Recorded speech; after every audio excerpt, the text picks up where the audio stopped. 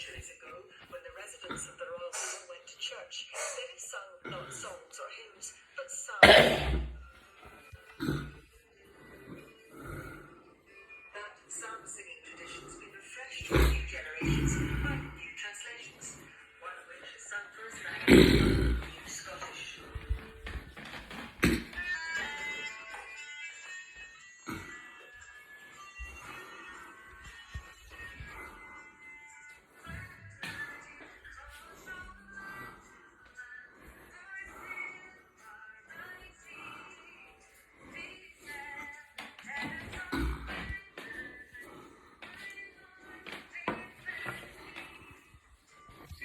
Right, I'm hacking to this later.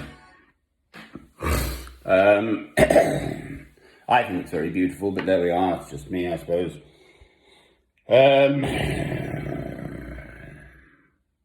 Got a lovely sort of voice and it rattles along, but it's actually out of Psalm 139.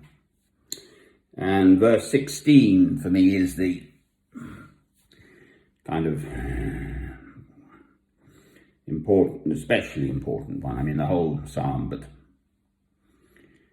And the words are, all the days ordained for me were written in your book before one of them came to be. Now, if I were a professor of philosophy or something, which I am not, of course, I'm not a professor of anything, actually, I would set that as a pretty major sort of term's work to go away and discuss. Because it's what philosophers, if I can get it out, have been at for, I don't know, the Greeks and Romans and all those Thucydides and I don't know, all that lot.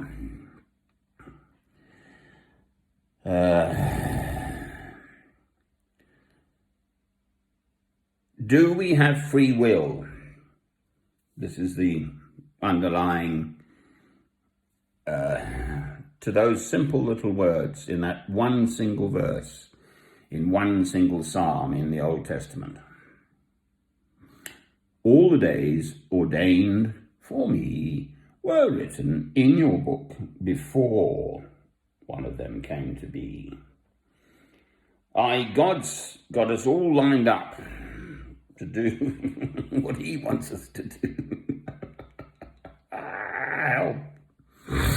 Right. And we seem to just run around like silly little old ants or something, getting nowhere. Jolly clever things, ants. Now,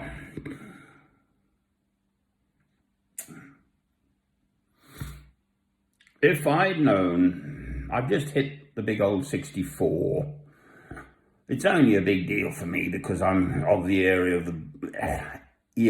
of the Beatles, and Paul McCartney wrote this, well, I'm 64, that one. When I get older, losing my hair, that one.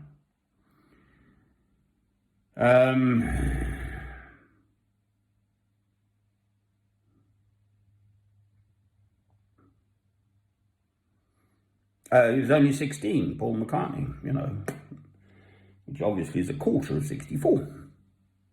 Anyway, I hit that last Saturday. My mother would have been, as it happens, 108 yesterday on Saturday. It's Sunday now.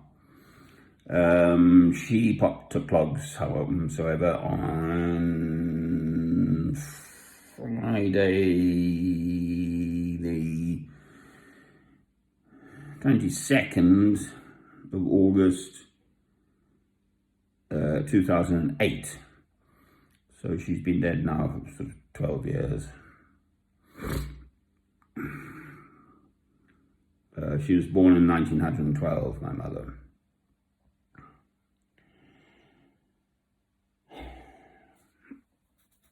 it's really quite a problem. I mean, I've got this broken marriage behind me.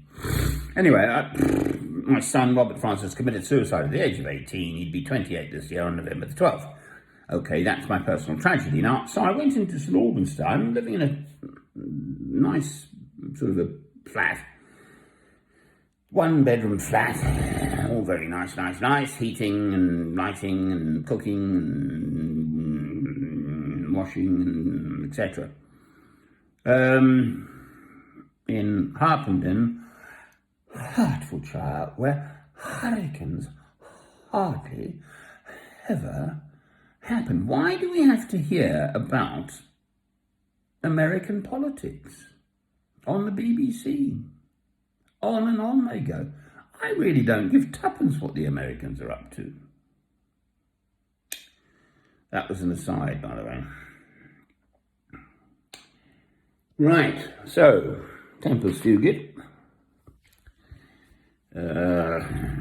I just find this time of day, night, more conducive.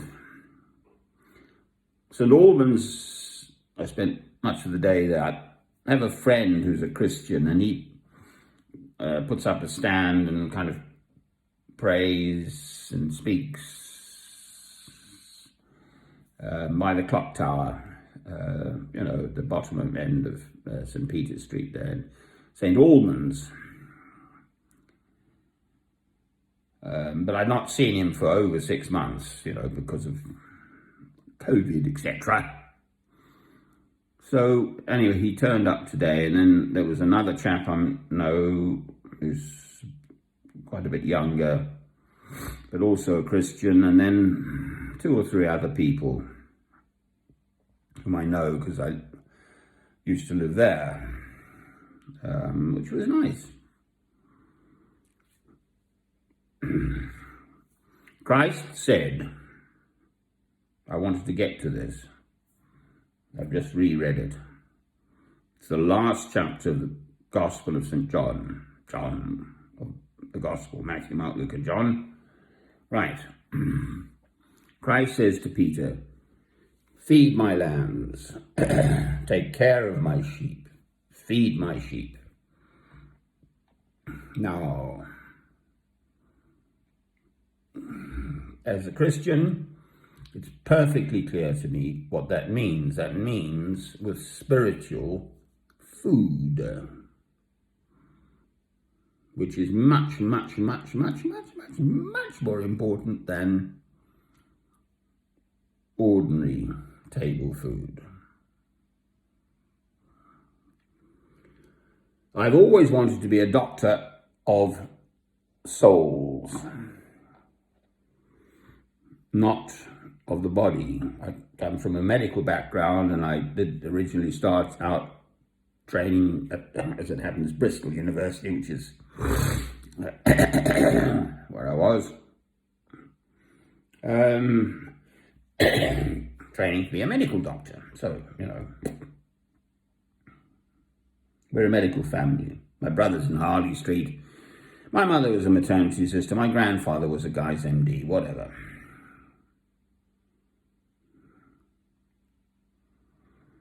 But I've always wanted to be a doctor of souls. Now, healing souls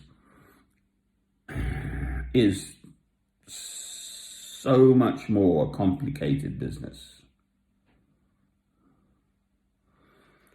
None of us, there's some Indian proverb or saying, walk for a mile in the other man's moccasins or something, and then, judge. And so we as Christians say, judge not lest you be judged. So there we are. Paul is the classic example of this, being converted on the road to Damascus in 3 days. He was blind, etc. All the days ordained for me were written in your book before one of them came to be. Right. It's just a little bit difficult to kind of take that on board, in the sense that if God's got all our days ordained for us.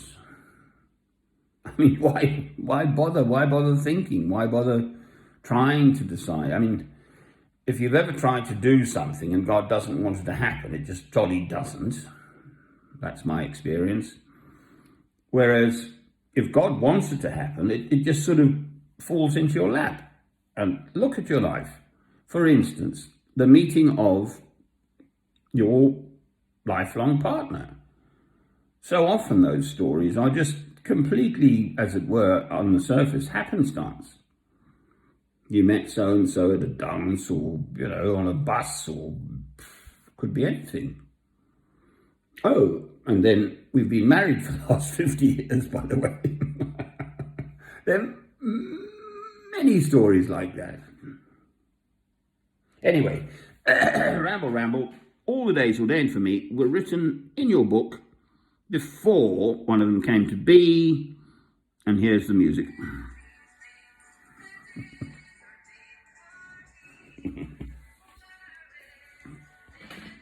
Book, oh Lord. You got a lovely voice.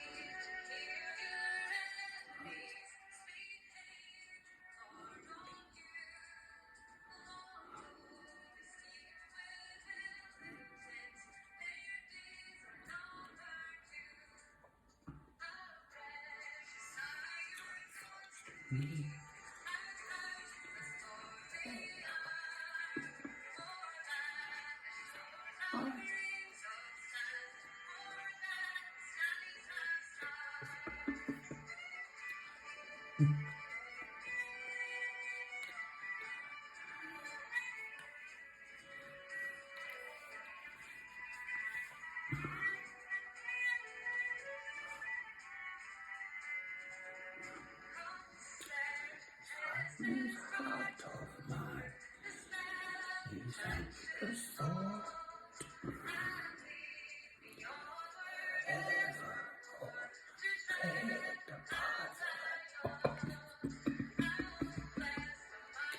around with love and surrounded so free.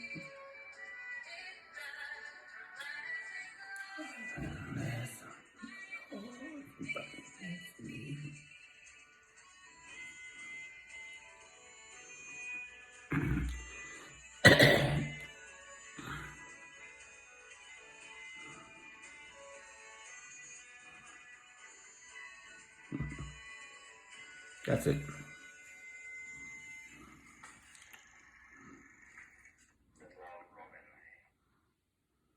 There was a robin singing in the background.